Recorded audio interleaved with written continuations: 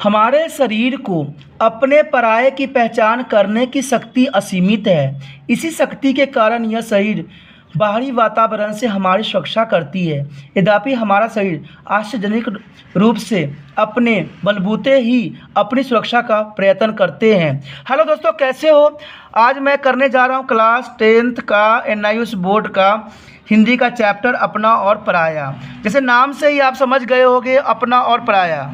इस चैप्टर में अपना पराया में बहुत ही विशिष्ट बातों पर ध्यान दिया गया है। ये चैप्टर देखा जाए तो साइंस पे आधारित है, ठीक है, लेकिन फिर भी इसको हिंदी में दिया गया है। NIOS वालों ने ये सोच के दिया है कि जो बच्चे हैं वो अगर वो साइंस ना भी पढ़े फिर भी वो अपने बारे में जाने और अपनी शारीरिक क्षमताओं के बारे में पहचाने। तो चलिए हम अपना पराया देखते हैं कि चैप्टर में जो लेखक है वो क्या कहना चाहते हैं और क्या कहने की कोशिश किया है इस चैप्टर में। जब कोई व्यक्ति हमारे घर का दरवाज़ा खटखटाता है तो हम आपके पहचानने का प्रयास करते हैं। यदि हम उसे जानते हैं तो उसका स्वागत करते हैं, यदि नहीं तो क्या करते हैं, दरवाजे ही नहीं खोलते। यही बात होती है हमेशा। वो पराये होते हैं इसलिए उसे अंदर नहीं आने नहीं देते हैं। इसी प्रकार बाज़ार से जब हम कोई चीज़ खरीद कर घर लाते हैं तो वह हमारे हो जाते हैं, बाकी सब पराई होती है। इसी प्रकार क्या आप जानते हैं कि हमारे शरीर तंत्र भी अपने पराये की पहचान करती है? हाँ, करते हैं, लेकिन कैसे? कुछ अलग अलग ढंग से। आइए हम इस पार्ट में जानने की कोशिश करें। दोस्तों, इसमें बताने की कोशिश ये किया गया है कि कुछ जो होते हैं, जो गलत चीज़ें होते हैं जो हमारे शरीर में चले जाते हैं, हम उसको कभी एक्सेप्ट नहीं करते हैं, ठीक है। और जो अच्छे चीज़ होते हैं वो हमारे शरीर जानता है और उसको एक्सेप्ट करता है, और जिसको नहीं जानता है तो उसको क्या करता है, हमारे शरीर में अंदर जाने तक भी नहीं देता है। चलिए दोस्तों, एक बार मैं फिर से कहना चाहूँगा, जैसे अपने पराया होता है, आप भी मेरे अपने जैसे हो, और आपका एक ही सिर्फ काम मैं हमेशा बताता हूँ कि आप अपने क्या करो, जो आसपास दोस्त पढ़ रहे हैं NIOS बोर्ड में कर रहे हैं उनको भी इस जो है लिंक के बारे में बताइए, इस मतलब चैनल के बारे में बताइए, जिससे क्या हो सके वो भी इस चैनल का फ़ायदा उठा सके। क्योंकि ये बात सिर्फ मैं अपनों को कहता हूँ, पराये को क्यों कहूँ? क्योंकि आप मेरे से जुड़ जाते हो तो आप अपने से हो जाते हो, और आपको पास कराना मेरा पूरा रहेगा कोशिश कि आप पास हो जाओ। अगर आप पास तभी होगे जब मेरे से जुड़े रहोगे, ठीक है। अभी भी सब्सक्राइब नहीं किया है तो अभी भी कर लीजिए, और अपने दोस्तों से शेयर ज़रूर कर दीजिए, क्योंकि इसका फ़ायदा उनको भी मिल जाए जो NIOS बोर्ड में पढ़ते हैं। चलिए देखते हैं अपना पराया चैप्टर में जो लेखक है वो क्या कहने की कोशिश किया और क्या समझाने की कोशिश किया है हमें। आपके उंगली में कभी कोई कांटा अवश्य करा होगा। उस कांटे को आप अपनी चुटकी, चिमटी अथवा सुई से निकाल देते हैं। यदि कांटे का कुछ अंश त्वचा में ही गरा रह जाए तो वहाँ गांठ सी बन जाती है। यह गांठ प्रायः सूखकर निकल जाता है करती है, और उसी के साथ कांटा भी निकल जाता है। कभी कभी त्वचा में हर रह गए कांटे के स्थान पर फोड़ा बन जाता है, जिसके फूटने पर मवाद के साथ कांटे से छुटकारा मिल जाता है। आपकी आंखों में कभी धूल अथवा कोयले का कण चला गया होगा। ऐसी स्थिति में आपकी आंखों में आंसू निकलने लगते हैं, जो उस कण को बहाकर बाहर निकाल देने का प्रयास करती है। यदि इस प्रकार भी कण आंखों से नहीं निकलती है तो चिकित्सक की सहायता लेनी पड़ती है, क्योंकि कण को चुभन चैन से नहीं बैठने देती, क्योंकि उसकी चुभन जो होती है हमें बिल्कुल ही चैन से बैठने नहीं देती है। छींक सभी को आती है। स्वस्थ अवस्था में भी दिन में 1-2 छींक आ जाना कोई विचित्र बात नहीं है। नाक के भीतर जरा सी उत्तेजना हुई नहीं कि छींक आने लग जाती है। रसोई में मसाले के भुनने से छींक आ जाती है। कुछ व्यक्तियों को इत्र अथवा खुशबूदार तेलों से भी छींक आ जाती है। यह नहीं छींकों के साथ साथ कभी कभी आँख और नाक से पानी भी बहने लग जाते हैं। छींक आना और नाक से पानी का बहना शरीर का स्वाभाविकता प्रत्यात्मक प्रक्रिया है। इसके द्वारा शरीर उन तमाम बेमेल और हानिकारक पदार्थों को बाहर निकाल फेंकने की चेष्टा करती है जो वायु द्वारा नाक के भीतर चले जाते हैं। हमारे शरीर की यह सुरक्षा व्यवस्था हमें विभिन्न प्रकार की बीमारियों से, कष्टों से बचाती है, क्योंकि हमारे शरीर में भी सुरक्षा व्यवस्था यानी सिक्योरिटी गार्ड रहती है बैठी हुई, जो हमारी जो है सुरक्षा करती रहती है। मुख के भीतर जीभ का द्वारपाल होता है। जो आपको पता ही है, जो मुख के अंदर जो जीभ हमारी होती है वो द्वारपाल होता है, जैसा कार्य करता है, द्वारपाल जैसा ही कार्य करता है। खाने पीने का प्रत्येक पदार्थों का स्वाद लेकर वह उसे परख लेती है। कड़वे और दुस्वाद जो पदार्थों को हमारी जीभ प्रायः भीतर ले जाने से इनकार कर देती है। देखते हो, हमारा जो जीभ होती है वो गलत चीज़ों को अंदर जाने से हमेशा रोकती है, इसलिए भी जीभ को हमें द्वारपाल कहते हैं, ठीक है। भोजन भोजन को ग्रस के भूलने से आया हुआ कोई भी बाल अथवा कंकड़ पत्थर प्राय जीव के पहुँच से बच नहीं सकता और जीव उसको बाहर निकाल के रख देता है। खाई हुई प्रत्येक वस्तु जब तक शरीर का अंश नहीं बनती तब तक वह आमाशय और अतरी उसे पचाकर रक्त में नहीं पहुंचा देते। कभी कभी खाई हुई वस्तु को आमाशय अस्वीकार नहीं करता है और उसे उल्टी से रूप शरीर से बाहर निकाल फेंकता है। इस तरह पेट अथवा आमाशय भी एक प्रकार का द्वारपाल है। देखिए यहाँ द्वारपाल तीन चीज़ों को कहा गया है, एक तो जीव को कहा गया है, एक पेट को कहा गया है और एक आमाशय को कहा गया है, जिसमें से कोई भी वेस्ट मटेरियल या कोई भी गलत चीज़ें अगर हम खा लेते हैं तो वो चीज़ें जो होती है हमारे शरीर में जाने नहीं देती है। तो एक तरह से द्वारपाल की भूमिका जो है ये सारे अदा करती है। और ये क्वेश्चन काफ़ी इंपॉर्टेंट भी एग्ज़ाम के तौर पे बनता है कि कौन चीज़ें जो है हमारे शरीर के द्वारपाल हैं।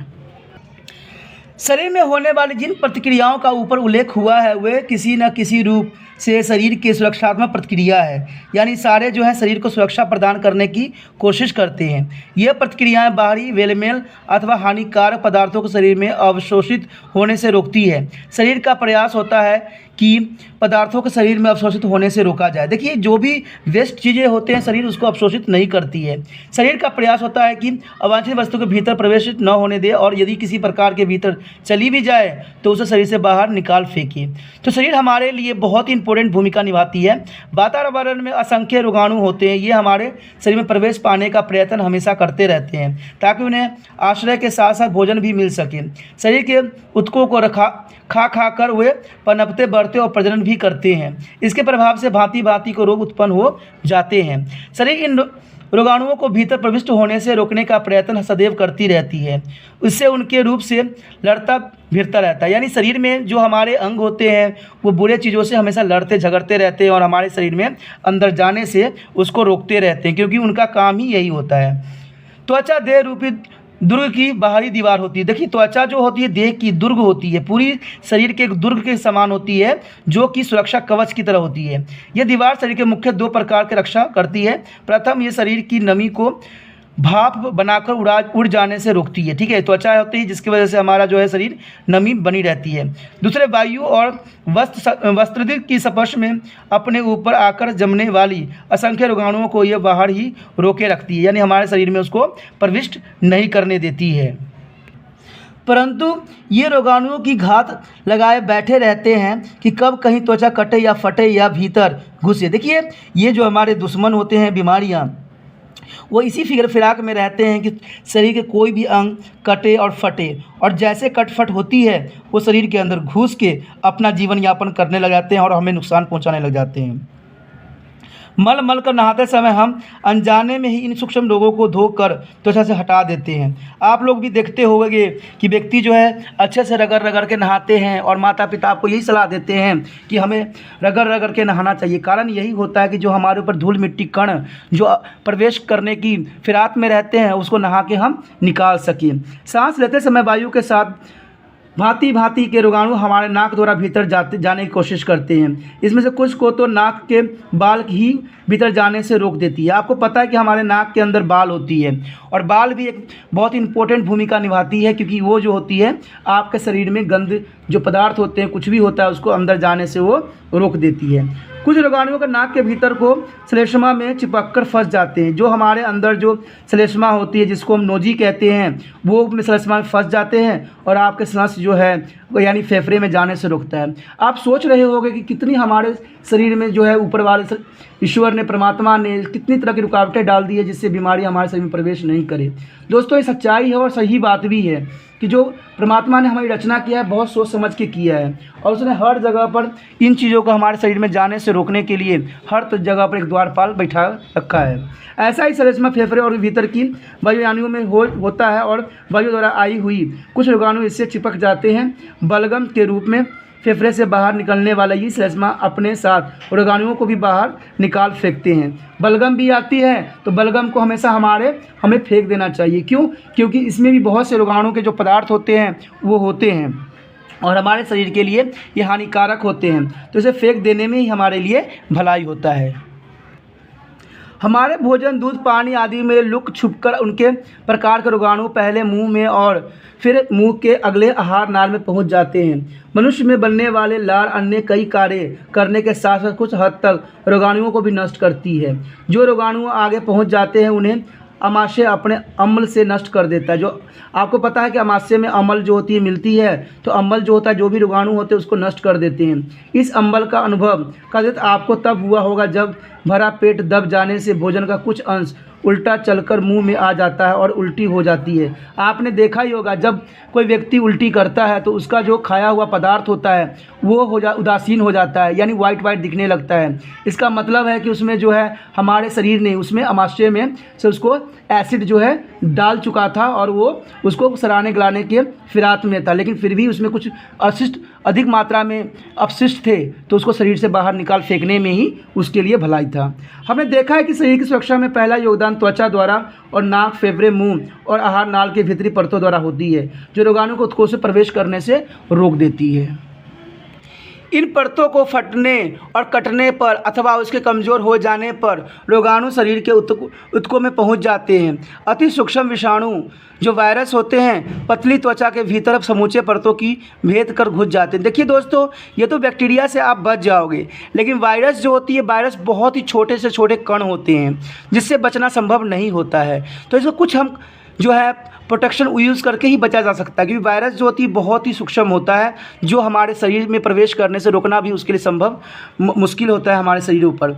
जो भी हो, इनका मुकाबला करने के लिए शरीर की सुरक्षा व्यवस्था भी सक्रिय होती है। देखिए, लेकिन कुछ भी हो जाए, जो वायरस होता है उसको भी मारने के लिए शरीर में बहुत से जो तंत्रिका तंत्र है वो बहुत ही काम करती है। जैसे आपको प्रतिरक्षा तंत्र जिसको हम इम्यूनो सिस्टम भी कहते हैं, जो आप कोरोना वायरस के टाइम सुने ही होंगे, ठीक है, कि हमारा जो है बूस्ट करना चाहिए, ह्यूमन सिस्टम को बूस्ट करना चाहिए। तो ये जो होती है, बेशक ये बहुत पतले होते हैं, बहुत जल्दी शरीर में जल्दी प्रवेश कर जाते हैं, लेकिन फिर भी इनको हमारे शरीर में प्रतिरक्षा तंत्र जो होता है नष्ट कर देता है। लेकिन नष्ट उसका होता है जिसकी प्रतिरक्षा तंत्र काफ़ी मजबूत हो। अन्य को संक्रमण पूरे शरीर में न फैलकर स्थानीय होते हैं। कल्पना कीजिए कि आपके हाथ की खाल कहीं फट गई है या आपने बहुत ही ज़्यादा खुजला लिया है, तब पहले से ही त्वचा पर जमे अथवा वायु आदि के फर्श से आए हुए रोगाणु भीतर प्रवेश कर जाते हैं। अब ये ऊतकों को खाकर पनपने और बढ़ने लग जाते हैं और हमारे शरीर भी इसी प्रति निष्क्रिय नहीं रह होता है। रक्त की श्वेत कणिकाएँ, जिसे WBC भी हम कहते हैं, यानी वाइट ब्लड सेल, ठीक है, वाइट ब्लड सेल जो होती है सेना शतक होता है, ये उसको सेनानी कहा जाता है, क्योंकि ये हमारे शरीर में जितने भी फाइट करते हैं WBC का ही काम होता है। और रोगाणुओं से निकलते हुए कुछ रासायनिक पदार्थों का सुराग पाकर ये उसी ओर धावा बोलता है। देखिए, कहीं भी अगर रिसाव होता है, रासायनिक पदार्थ निकलती है, तो जो हमारा WBC होता है वो वहाँ पर घात लगा देता है और वहाँ पर जो दुश्मन बैठे होते हैं उस पर क्या करता है, वो धावा बोल देता है। इस सेना को रोगाणुओं को संक्रमण स्थल पर जल्दी से पहुँचाने के लिए आसपास की रक्त नालियाँ फूल जाती है ताकि ज़्यादा रक्त पहुँचे। आपने देखा होगा कि बीमारी के दौरान जो नस होती है थोड़ा फूल जाती है, तो फूलने का कारण ये होता है कि जहाँ पर हमारी तकलीफ़ होती है ना, जहाँ पर जो दुश्मन बैठे होते हैं वहाँ पर WBC जो होता है वो पहुँच के श्वेत कणिकाएँ जो होती है उसको मारने की कोशिश करता है। ज़्यादा रक्त पहुँचने से संक्रमण स्थल अधिक लाल, कुछ खुजला हुआ और धुने पर गर्म मालूम होता है। आपने देखा होगा कहीं खुजली आप कर दो काफ़ी हद तक तो वहाँ पर लाल हो जाता है, या कोई किसी को थप्पड़ मारता है तो वहाँ पर लाल हो जाता है। कारण यही होता है कि वहाँ के कुछ जो कोशिकाएँ होती है वो नष्ट हो जाती है, जिसकी वजह से वो उसको मरम्मत करने के लिए जो WBC है वहाँ पहुँच जाती है। श्वेत कणिकाएँ रक्त नालिकाओं की दीवारों में से निकलकर आक्रमणकारियों की ओर बढ़ती रहती है और उन्हें खा कर नष्ट करने लगती है। इस युद्ध में दोनों पक्षों के सदस्य तहातर होते हैं, उनकी मृत्यु देहों का मलबा और टूटे फूटे ऊतक मवाद बन जाते हैं। आपने देखा ही होगा कि इसमें जो लड़ाई युद्ध होती है उसमें जो हमारे फोड़े होते हैं, घाव होते हैं, उसमें क्या होता है, धीरे धीरे मवाद भर जाते हैं, यानी जितने भी उसने लड़ाई किया हुआ है और जो उनके मरे सड़े गले पदार्थ होते हैं वो मवाद के रूप में हमारे शरीर से बाहर निकल जाते हैं, जो घटनास्थल पर बने फोड़ी फुंसी के फुटने और बाहर निकल जाते हैं। तो इस तरह से जो होता है हमारे शरीर में वो सारे प्रतिक्रियाएँ करते हैं। यदि प्रथम आक्रमण स्थल पर ही रोगाणुओं का दमन न हो पाया तो यह विजयी होकर आगे बढ़ जाता है। आपने देखा होगा, अगर बीमारी को आपने स्टार्टिंग में नहीं ख़त्म किया, अगर नहीं चिकित्सा से परामर्श लिया और दवाई नहीं खाए और नहीं आपका शरीर ठीक हुआ, तो वो क्या करेगा, पूरे शरीर पे आप पे विजय पा लेगा, फिर आपको ठीक होना शायद संभव न हो पाए। अब वे ऊतकों की तरल में पहुंच जाते हैं। ऊतक तरल पहले तो अपनी ही विशेष नालियों में बहता है और फिर अंततः रक्त में जा मिलता है। अंततः ऊतक तरल में से होकर रक्त में पहुंचने से पहले हमारे शरीर के इन रोगाणुओं को विरुद्ध एक और मोर्चा बनाना होता है। इस मोर्चे का अनुभव कदाचित आपको हुआ होगा। कभी कभी मोर्चा बना होता है। इस मोर्चे का अनुभव कदाचित आपको देखा होगा। कभी कभी कांख में या जांघ में गिल्टी फूल जाती है, आपने देखा ही होगा, जो दर्द कराती है। ये गिल्टियाँ तभी बनती है जब हाथ या पैर में कोई फोड़े फुंसी जैसी संक्रमण हो। गले की टेनियों भी ऐसी ही गिल्टियाँ हैं जो गले में संक्रमण के कारण फूल जाती है। इस प्रकार सभी गिल्टियाँ मानो हमारे शरीर की सुरक्षा सेना की चौकियाँ हों। इसके भीतर विशेष प्रकार की भक्षक कोशिका होती है जो रक्त की ओर बढ़ते हुए रोगाणुओं को नष्ट कर देती है। जब रोगाणु इस स्थानों पर भी विजय होकर और आगे बढ़ते हैं, तब वे रक्त में पहुंच जाते हैं। अब रोगों की अवस्था गंभीर हो जाती है और इससे निपटने के लिए शरीर की कुछ अन्य सुरक्षा व्यवस्था सक्रिय हो जाते हैं। कई प्रकार के रोगाणुओं के प्रति भक्षक कोशिकाओं की सेना भी पर्याप्त नहीं होती है। यानी आप देख सकते हो कि आपको लाइसोसोम को ही आत्मथैली कहा जाता है, आत्मघाती थैली कहा जाता है। लाइसोसोम जो हमारे शरीर में जो व्यर्थ पदार्थ होते हैं उसको भक्षण कर जाता है। विषाणु वायरस का यह तो भक्षण कोशिकाएं कुछ भी नहीं बिगाड़ सकती। इन विषाणुओं को अतिरिक्त जीवाणु बैक्टीरिया से भी विष टॉक्सिन निकाला करते हैं। ठीक है, वो भी भक्षक कोशिकाओं के प्रभाव से मुक्त होते हैं। अंततः इन विषाणुओं को टॉक्सिनों से टक्कर लेने के लिए शरीर में कुछ विशेष रासायनिक गुण कार्य करते हैं, जिन्हें हम प्रतिपिंड यानी एंटीबॉडी कहते हैं। आपको पता है कि एंटीबॉडी जो होती है हमारे जो बीमारियों से लड़ने के लिए सक्षम होती है। जो एंटीबॉडी होती है आज बच्चों को भी दी जाती है, सभी को। ये प्रतिपिंड मुख्यतः गिल्टियों या लसिका ग्रंथियों की कोशिकाओं से बनते हैं। प्रतिपिंडों की सबसे बड़ी विशेषता यह है कि ये अपने अनुरूप केवल एक ही प्रकार के रोगाणु अथवा रोग विष से टक्कर ले सकते हैं। अंततः प्रत्येक रोगाणु और रोग विष के लिए शरीर में पृथक प्रकार के प्रतिपिंड चाहिए। अधिकतर प्रतिपिंड शरीर में पहले से मौजूद नहीं होते हैं। एक बार कोई रोगाणु अथवा रोग विष शरीर के प्रविष्ट हो जाए तो उसके प्रभावित होकर शरीर के कम या ज़्यादा बीमार होकर ठीक हो जाते हैं। ठीक है, तब शरीर में उस रोग के टक्कर ले सकने वाले प्रतिपिंड कुछ ही सप्ताह तक बने रह सकते हैं। जैसे इन्फ्लुएंजा भी ऐसा ही होता है। कुछ रोगों को प्रतिपिंड 10 से 15 वर्ष तक बने रह सकते हैं। जैसे चेचक जो होता है 10 से 15 वर्ष तक बने रह सकता है। जब उस रोग विशेष का आक्रमण होता है तब प्रतिपिंड तत्काल शरीर की रक्षा करके हमें उस रोग से बचाते हैं। आपने देखा ही होगा कि छोटी माता जिसे हम कहते हैं या बड़ी माता कहते हैं, एक बार किसी व्यक्ति के शरीर में हो जाए तो उसको लाइफ टाइम तक होने की चांसेस बहुत ही कम रहती है।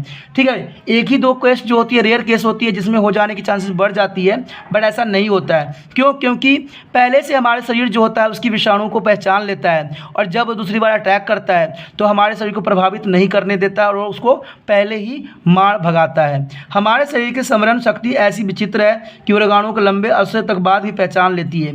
तो यही बात बताने की कोशिश कर रहा है कि वो जो है हमारे शरीर के जो गलत चीज़ें होते हैं, जो आपको पता है छोटी माता या बड़ी माता के जो विषाणु होते हैं उसको शरीर पहचान लेता है और जब दोबारा अटैक होती है तो वो क्या करता है, चिकन पॉक्स को उसको शरीर पर अटैक करने से रोक देता है। रोगों को बचाव टीका से सिद्धांत काम में लाया जाता है। देखिए, रोगों से बचाने के लिए टीका का भी उपयोग आजकल किया जाता है। आज बच्चियों के द्वारा प्रकार के टीके बन चुके हैं, जैसे चेचक, पोलियो, टेटनस, डिप्थीरिया, हैजा, टाइफाइड, क्षय रोग आदि से बचाव करने वाले हैं। इन सबसे एक ही सिद्धांत है, सबका एक ही सिद्धांत पे काम करते हैं कि दुर्बल किए गए रोगाणु अथवा उनका हल्का किया गया विष जानबूझकर व्यक्तियों के शरीर में प्रविष्ट किया जाता है। आप सोचते होंगे कि टीका कैसे बनती है। टीका उन्हीं बीमारियों से ही बनाई जाती है, लेकिन इसका मैच्योर फॉर्म नहीं होता है, इसको साधारण फॉर्म होता है जो हमारे शरीर में प्रविष्ट कराया जाता है। तब व्यक्ति का शरीर उन रोगाणुओं अथवा उस विष से जूझता है और उसकी प्रतिबिंब बनाने लग जाता है। तब उपरांत जब कभी रोग का वास्तविक संक्रमण होता है तब पहले से ही मौजूद प्रतिपिंड रूपी रासायनिक हथियार शरीर के रोगों को बचा लेते हैं। ठीक है, कुछ लोगों को इत्र, धूल आदि से छींक आती है और आंख नाक से पानी बहने लग जाते हैं। कुछ ऐसे भी लोग होते हैं जिन्हें दूध पीने, अंडा खाने से भी परेशानी हो सकती है। ठीक है, इस प्रकार कुछ व्यक्तियों के लिए पेनिसिलिन जैसी जीवनदायिनी औषधि भी जानलेवा सिद्ध हो सकती है। देखिए पेनिसिलिन जो भी होती है ना दवाई, ये भी जीवनदायिनी होती है औषधि, लेकिन अगर इसका गलत सिद्धांत से उपयोग किया जाए तो ये भी जानलेवा हो सकती है। ऐसी परिस्थितियों में हम कहते हैं कि व्यक्ति का अमुक वस्तुओं माफिक नहीं आती अथवा उस पदार्थ उसे एलर्जी देती है, क्योंकि एलर्जी की वजह से उसकी मृत्यु तक भी हो जाती है।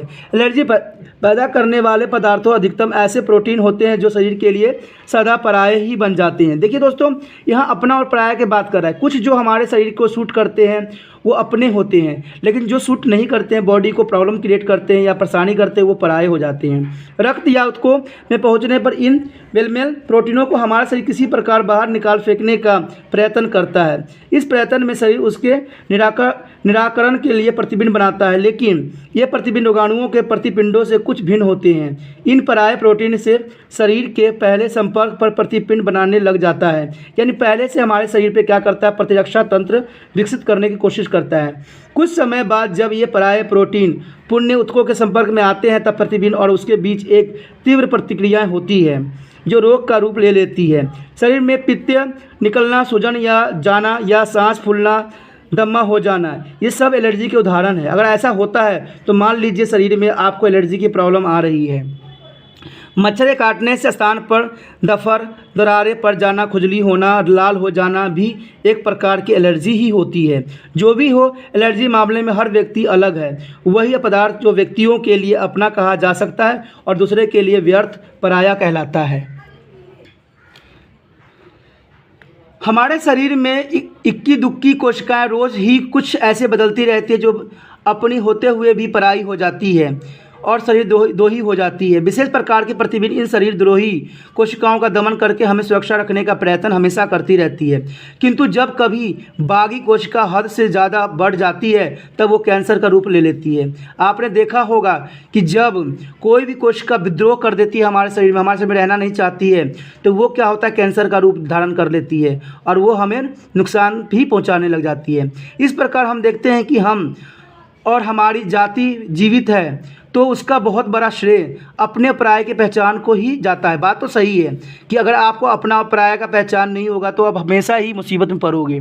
तो हमारी शारीरिक तंत्र जो है अपने और पराये पे विशेष ध्यान देती है।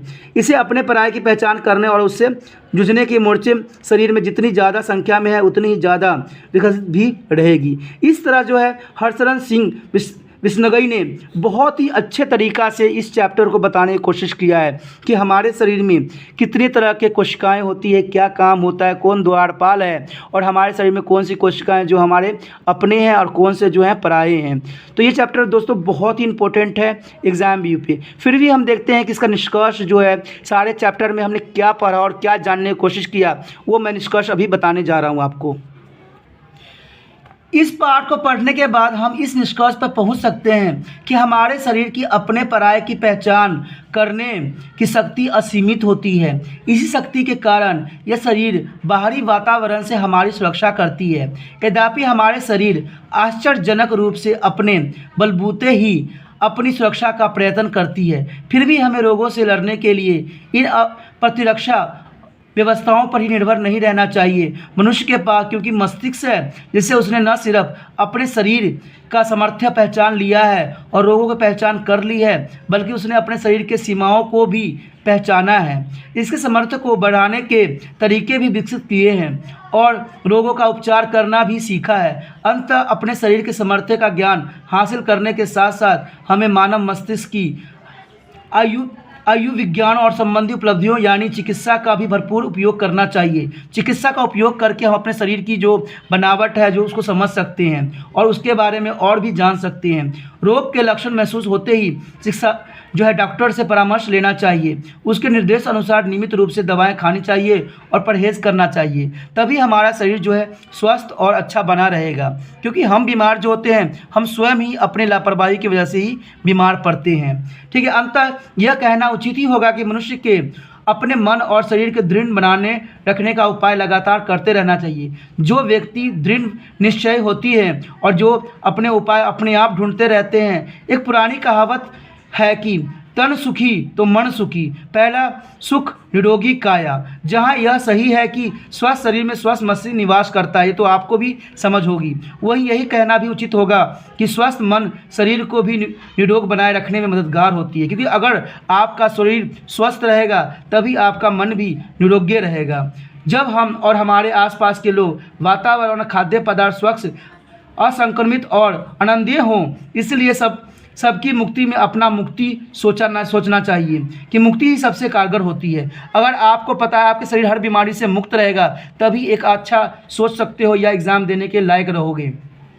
तो मैं इतना ही कहना चाहूँगा कि ये चैप्टर बहुत ही इंपॉर्टेंट था हमारे शरीर ज्ञान के लिए, और आपको पता लग ही गया होगा कौन आपका अपना है और कौन आपका पराया है। उसी प्रकार से शरीर भी ये जानती है कि कौन उसके लिए अपना है और कौन उसके लिए पराया है। ठीक है दोस्तों, इसी आशा के साथ कि आप लाइक भी करोगे, शेयर भी करोगे, और अपने दोस्त जो एनआईएस में पढ़ रहे हैं या आपके रिश्तेदार जो एनआईएस में पढ़ रहे हैं उनको भी मेरे चैनल के बारे में बताओगे और अपना व्हाट्सएप स्टेटस पे लगाओगे। ठीक है दोस्तों, मैं तो अपना समझ के आपको इस चैप्टर के बारे में अच्छे से समझा दिया है। आप देखते हैं कि अपना बनते हो कि पराया। हम अगले वीडियो में मिलेंगे। ओके दोस्तों, बाय।